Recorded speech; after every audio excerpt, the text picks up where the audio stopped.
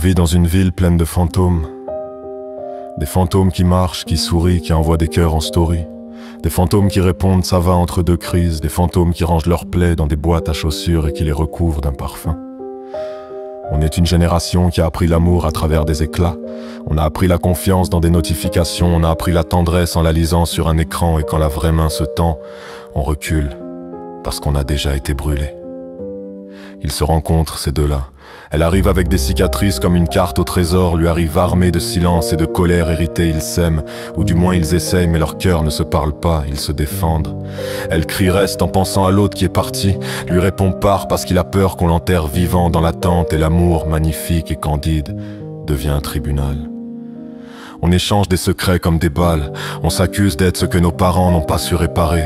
On accuse l'autre de nos nuits blanches, de nos silences, de nos absences, et la chambre devient un champ de bataille, où l'on joue à la guerre pour ne pas pleurer d'avoir été enfant.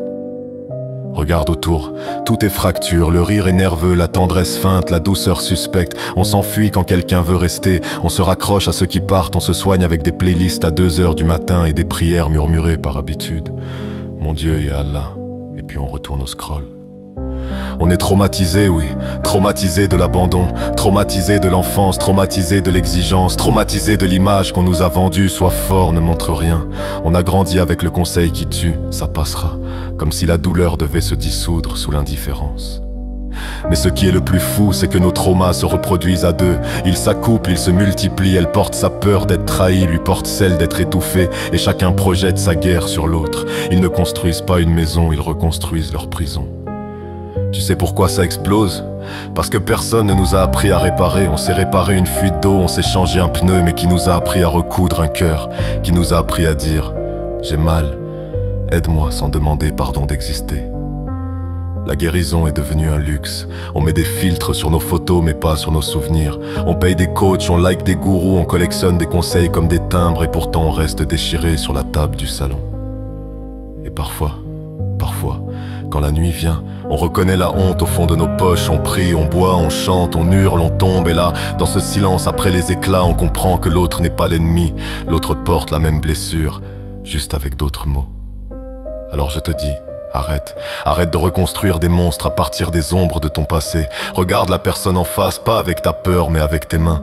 Pose-toi la question simple et terrible, est-ce que je soigne ou est-ce que je blesse? On peut être une société de traumatisés, oui.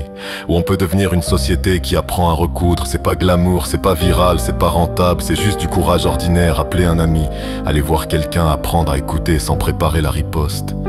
C'est dire j'ai été blessé sans attendre qu'on t'applaudisse pour ton honnêteté. Parce qu'au bout du compte, et j'en suis convaincu, on ne guérit pas en fuyant, on guérit en restant. On ne guérit pas en prouvant qu'on est fort, on guérit en laissant quelqu'un tenir ta main dans le noir.